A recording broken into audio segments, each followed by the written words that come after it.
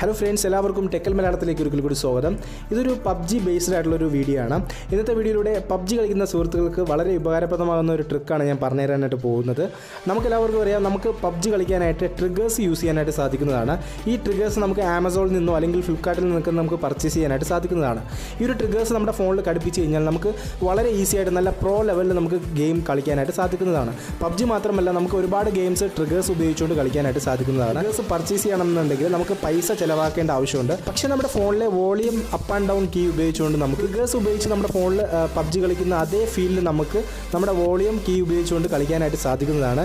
ഇതിനായിട്ട് നിങ്ങളൊരു ചെറിയൊരു ആപ്ലിക്കേഷൻ ഇൻസ്റ്റാൾ ചെയ്യേണ്ടതുണ്ട്. ഓക്കെ, ഈ ഒരു ആപ്ലിക്കേഷൻ്റെ ലിങ്ക് വീഡിയോയ്ക്ക് ഡിസ്ക്രിപ്ഷനിൽ ഞാൻ കൊടുത്തിട്ടുണ്ടാവും. ഈ ഒരു ആപ്ലിക്കേഷൻ ഡൗൺലോഡ് ചെയ്ത് നിങ്ങളിത് ഓപ്പൺ ചെയ്ത് നോക്കാം.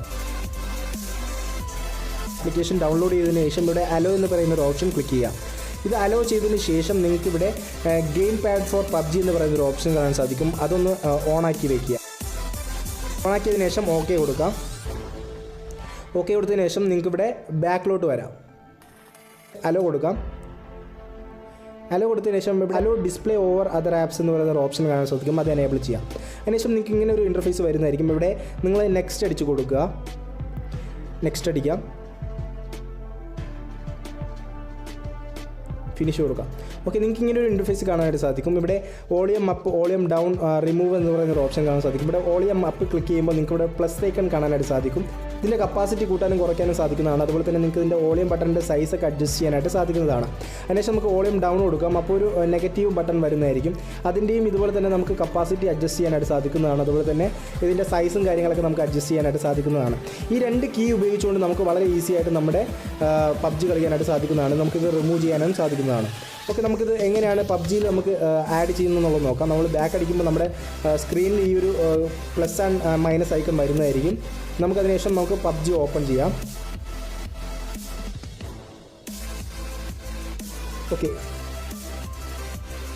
PUBG ഓപ്പൺ ചെയ്തതിന് ശേഷം നമുക്ക് ഈ ഒരു പ്ലസ് ഐക്കൺ നമ്മുടെ ഫയർ ചെയ്യുന്ന ഒരു പോർഷനിലോട്ട് നമുക്കിത് ഡ്രാഗ് ചെയ്ത് വെക്കാം. കറക്റ്റായിട്ട് നിങ്ങളതൊന്ന് സെറ്റ് ചെയ്ത് വെക്കുക.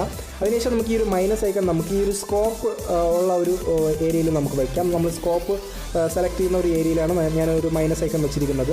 അതിനുശേഷം നമുക്ക് ഈ ഒരു പ്ലസ് ഐക്കൺ വെച്ച് നമുക്ക് നമ്മുടെ വോളിയം ബട്ടണിൻ്റെ പ്ലസ് ഐക്കൺ ക്ലിക്ക് ചെയ്യുമ്പോൾ നമുക്ക് ഫയർ വരുന്നതായിരിക്കും. ഇത് കാണാൻ സാധിക്കും. ഇപ്പോൾ ഫയർ വരുന്നുണ്ട്. അതുപോലെ തന്നെ നെഗറ്റീവ്, അതായത് വോളിയം ഡൗൺ ബട്ടൺ അമർത്തി കഴിഞ്ഞാൽ നമുക്കിവിടെ സ്കോപ്പ് ഓപ്പൺ ആക്കി വരുന്നുണ്ട്. നമുക്ക് ഈ ഒരു ബട്ടൺ ഉപയോഗിച്ചുകൊണ്ട് വളരെ ഈസി ആയിട്ട് ക്വിക്കായിട്ട് തന്നെ നമുക്ക് കളിക്കാനായിട്ട് സാധിക്കുന്നതാണ്. കാരണം നമുക്ക് റണ്ണിങ്ങിൽ തന്നെ നമുക്ക് ഈ ഒരു ബട്ടൺ യൂസ് ചെയ്തുകൊണ്ട് നമുക്ക് വളരെ ഈസി ആയിട്ട് കളിക്കാനായിട്ട് സാധിക്കുന്നതാണ്.